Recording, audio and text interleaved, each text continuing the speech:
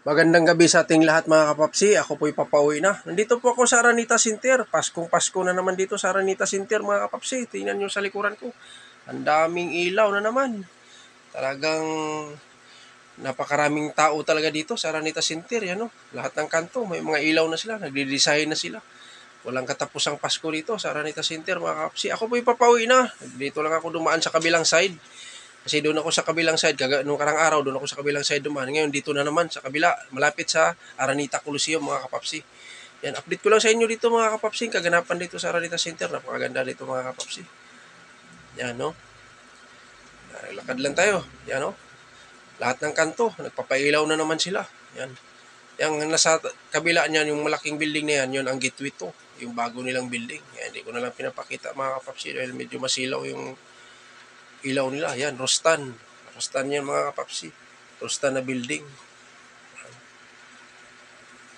Yan, sa kabilang dulo naman, sa baba niyan, is Farmers Plaza. At saka yung sa kabilang side naman, Farmers Market.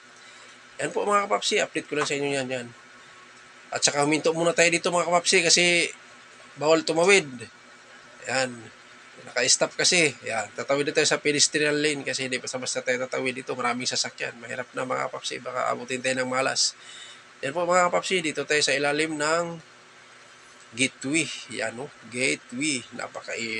Napakaliwanag. Napakalinis mga kapapsi. Talagang hanap-hanapin mo. Talaga pag makapunta ka rito sa lugar na to. Yan po mga kapapsi. Oh. Kunti lang yung naglalakad mga kapapsi. Kasi puro kasi connecting bridge ang ginagamit dito mga kapapsi. Nasa taas yung mga tao karamihan. Madalang ka lang makakita ng maglalakad dito sa kalsada. Yan.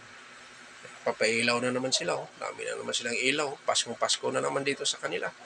Yan po mga kapapsi. Update ko lang po sa inyo. Ako po ay nagpapasalamat sa lahat ng tulong at suporta nyo sa akin mga kapapsi. Mag-isuyo na lang din ako. Paki-like, share, and subscribe na lang. Hanggang dito na lang ako mga kapapsi. See you next vlog. Bye-bye.